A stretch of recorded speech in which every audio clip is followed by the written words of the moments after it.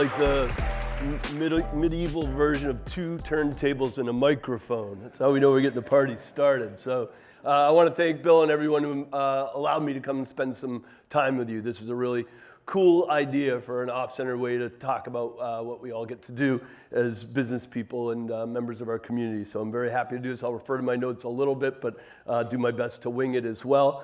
So first off, what have you not done yet that you'd like to be part of your story or included in your eulogy? For me, that's an easy one. It's graduate from high school.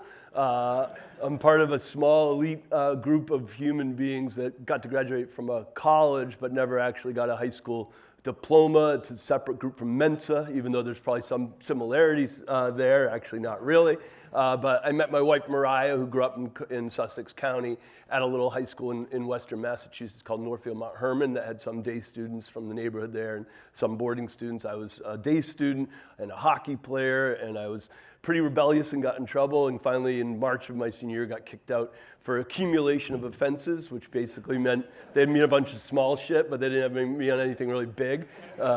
But they still let me go in March of my senior year. Most of the colleges that I got accepted to revoked their acceptance, but Muhlenberg College right up the road in Allentown, PA, were like, "Is he a full pay kid? All right, let's still keep him. We'll still keep him. We don't need that degree." But so my goal is to graduate from high school. But they did give me an honorary degree when my son graduated from there. And actually, my real goal is to go onto the board at that school. My wife Mariah was the chairman for a bunch of years. Her dad, Tom Draper, a fellow entrepreneur who started WBOC and a bunch of radio stations down in coastal Delaware, was the first of our sort of family to go to that school. And it's a really unique high school in that a lot of those New England prep schools were started kind of by, the wealthy elite families of New England. You think of a Deerfield Academy or an Andover, but the school in Northfield Mount Herman was started by this minister, D.L. Moody, and the mission of the school was to educate the head, the heart, and the hand. And it was a school that for its first 40 or 50 years didn't charge a tuition. They relied on the churches and the communities to find talented young kids that didn't have opportunity and to come to this school. The educating the head, heart, and hands really been critical to Mariah and I's entrepreneurial journey. Basically at that school we had a working farm. The kids would get up and they'd make the food, clean the clothes, stoke the coal in the furnace. So the kids had a real active participation in that world. And then I think any entrepreneur, if they're allowed to get to a certain scale, part of that is commerce, part of it's creativity, but part of it is community building as well. And so that educating of the head, that's the easy one, the brain, the intellect, academia, the heart, and that's really the giving back to the communities that give you your sustenance, and the education of the hand, that's the grit, the hard work that you have to do. They say the best thing about being an entrepreneur and working for yourself is that you get to decide which 14 hours a day you work. Nobody decides for you, but it'll likely be a long day. So I hope to get back and go on the board of Northfield Mount Herman to give a little back to that community that was so formative to me on my entrepreneurial journey. How has failure or apparent failure set you up for later success, and do you have a favorite failure? We have annual failures, if not more frequently at Dogfish. So if you see a beer or a distilled product from us on our shelves, it's probably a 1 in 30 thing that made it out of our R&D process into your retail stores or restaurants. So we kind of have in coastal Delaware 3 different brewing systems and 2 different distilleries of different scales. So, our bottling lines, our canning lines are kind of pumping out the Warhols, the big prints every day while we're on these small systems kind of throwing shit at the wall, Jackson Pollock style, and we're only serving those experiments in our own facilities. So when people come to us to try stuff, they know that they're going to get to try experimental stuff from us, and then they help us decide what we should move forward. We've created our own sort of R&D platform called Drink Lab, where if you come to one of our locations and we put something in front of you, it'll have a QR code, and we invite you to say, hey, does the sensory experience of this beer or cocktail match our written description of it? How many would you have in one serving? Would you rather see it in a can or a bottle, etc.? So these, it's like real-time focus groups that we're allowing and inviting our best customers that care enough to make a pilgrimage to see us at our locations to be part of our R&D process. sort of a favorite failure, one that I think's frankly going on for us right now that we're excited about is we merged Dogfish Head. My wife and I merged our private family company almost 6 years ago now with Boston Beer Company, which is the largest American craft brewery. We have a trade group called the Brewers Association that represents the vast majority of America's 10,000 breweries. For context, when we opened Dogfish as the first brewery in the first state, there were only 600 in America, and now there's 10,000 in these 30 years. And we wanted to do that merger because we wanted to provide opportunities for our 400-ish coworkers in that pre-merger era to continue to grow in an industry that we saw was slowing down on growth and was getting hyper-competitive with lots of breweries opening in every city. So we have no regrets on the merger. The whole context behind it was we wanted to stay within the definition of an American-owned craft brewery, which Sam Adams is, and we had very complementary portfolios. Dogfish, very strong in IPAs, one of the first craft distilleries in America, sour beers like Sequench, whereas Boston Beer's #1 lager, craft lager in America with Sam Adams Lager, #1 tea in America with Twisted Tea, #2 seltzer with Truly, #1 cider with Angry Orchard. So very complementary in terms of portfolio and also complementary in terms of culture. Boston Beer is a public company, but it's founder-led, very entrepreneurial. Even though we're public, we're not mandated to maximize shareholder value every quarter because our largest shareholder, Mariah and I are now the second largest, but Jim Cook, the founder, has the voting stock control. And it's a Massachusetts company, so for whatever the nuances of that state's legal system is, it can't be a run on it with any sort of hostile takeover, which means we can make long-term investments in our brands, over-invest in our smaller brands to drive our growth for the long term. When I said the challenge right now is Dogfish as a brand hasn't grown since we've done the merger. Our tea business has taken off, our seltzer business has taken off, and we put over $10 million into the ground in Milton to make Milton sort of our R&D mecca, not just for Dogfish, but for all of Boston Beer. We can make seltzers there, R&D ciders, cocktails, non-alcs, a little bit of everything. But this is the year that we intend to get Dogfish Head back to growth. We're investing some of that money to bring our canned cocktail production back into Delaware. We're using a third party for that, running out of it in the summer when sales would surge. So I'm really excited to have learned from this moment, and go into the new one. There's the Bible passage actually that for me rings as loud as that anvil that I think is relevant to the second question. And it's those who exalt themselves will be humbled, and those who humble themselves will be exalted. So even though Dogfish has enjoyed this amazing trajectory for 30 years, and I think 17 of our 30 years we enjoyed double-digit revenue top line and bottom growth, but we recognized that our industry was about to get really challenging, and that's kind of why we did that merger, is to have more resources for our company to weather this moment when frankly no alcohol in America is growing. And this is the first generation of 21 to 31-year-olds that are drinking less than the generation before them since Prohibition. So any of you that are 21 to 31 or have kids that are, tell them to get their shit together and start drinking. They got. I don't know what their priorities are, but they got to.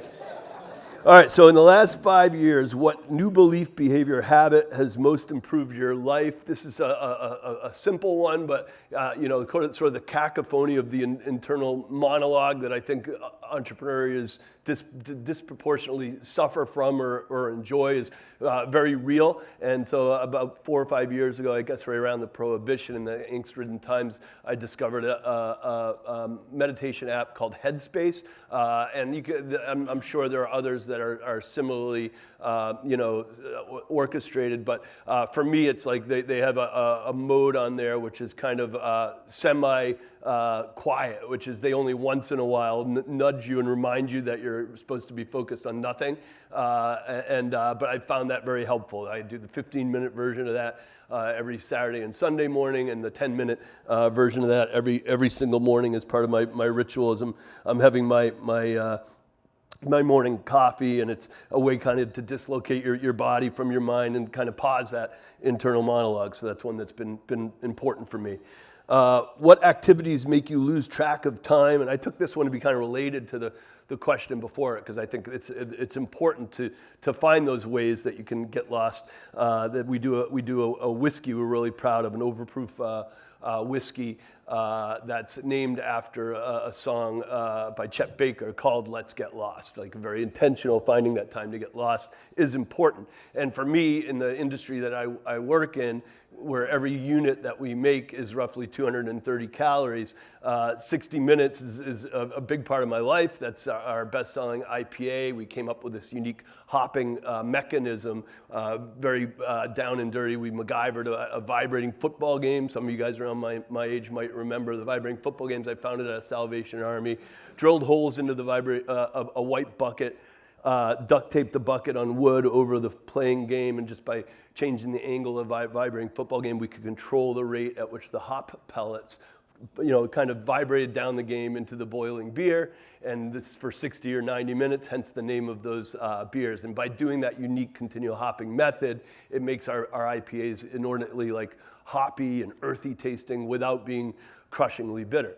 And that machine, we're very proud to say, is now in the permanent collection of the Smithsonian, along with the Wright brothers planes and I guess Apollo rockets, other things that have mattered, I guess, in history. So we're very, very, very proud of that. But 60 minutes, about 230 calories each one. So every day I spend 60 minutes on either my paddleboard, I live right on the harbor in Lewis, Delaware, or on my mountain bike, and I go out to Cape Henlopen. And that hour of time is my most precious time. It's probably the antithesis of my headspace, 10 to 15 minutes, because I'm thinking throughout that hour kind of trying to create of what I can create next with Dogfish Head, what me and my coworkers can turn, from a work of fiction, something in our heads, into a work of nonfiction, something we can share with fans of our brand. And we've always never limited ourselves. While we are technically, the volume of what we make is beer, our rallying cry is off-centered goodness for off-centered people, as a reminder that we can take that sense of creativity in any direction with the goal of, hopefully it brings goodness to people's lives, whether it's a beer-themed hotel, a music-themed event or partnership or collaboration that we're doing, or our restaurants, our breweries, distillery. It's through that same lens. What book do you most often give or recommend, and how has that book influenced you? So for me, that's an easy one. The book that I bought and given the most is one that I also try to read every year. And the author, J.D. Salinger, is most famous for Catcher in the Rye, but it's actually a novella that he wrote called Franny and Zoe. I recommend it if you haven't read it. It's a short read. It's maybe 110 pages. But basically, it's about this kind of batshit crazy family that they're all intellectuals and creatives, but pretty put in the fun and dysfunctional. And there's this repeated image of the fat lady. You do it until the fat lady sings, which is also woven into this sort of a Jesus prayer. And it's really about the points kind of that all humans deserve love and respect. And there's also a lot of Buddhist-related references to letting go of your personal ego and selfish concerns to attain enlightened beauty. And there's this Japanese concept of ultimate hospitality that we circulate an article on at Dogfish.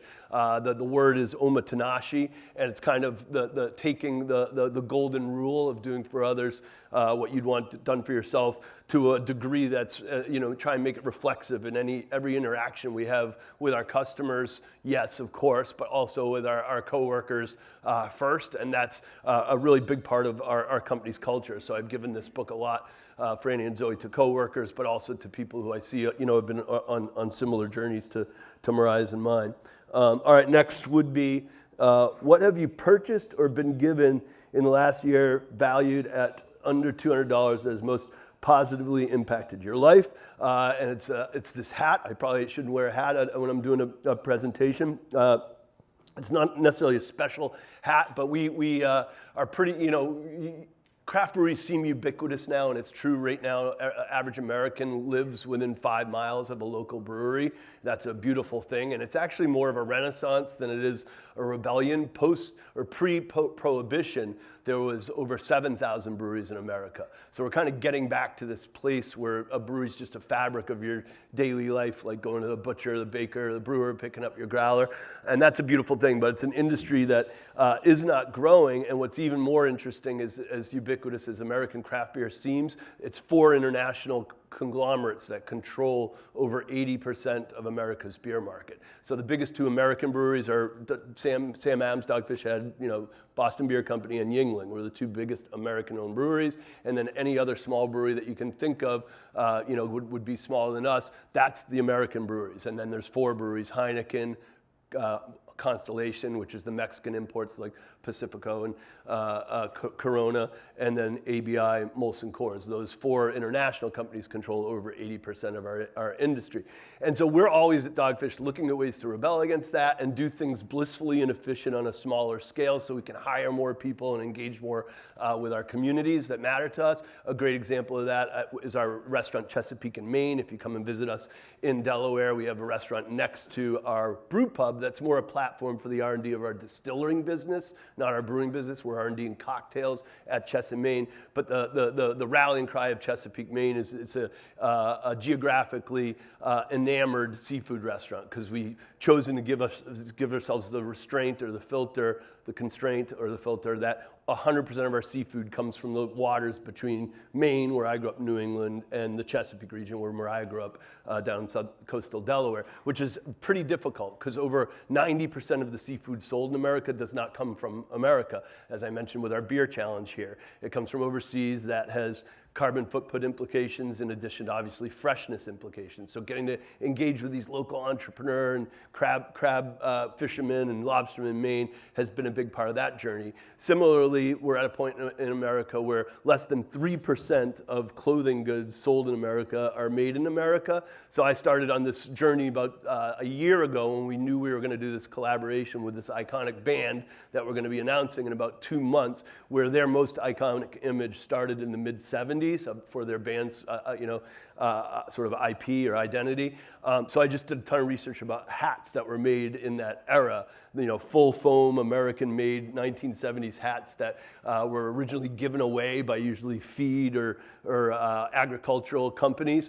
And this is one of the hats kind of in that journey. And we're now doing a hat that's going to be made in Ohio, hand-stitched in America, that's going to have our brand and that band's iconography. So it's been over 100 emails about a single hat as we've worked on that project, but it's an example of a real labor of love. And even though we're part of a public company, I go up to Boston and sit on the board of Boston Beer and learn from executives from P&G and Nike and all these amazing people on our board. A project like that is really at the heart of what we do at Dogfish, connecting with these other sort of small makers in our community and seeing if we can exponentially grow our communities in harmony with each other.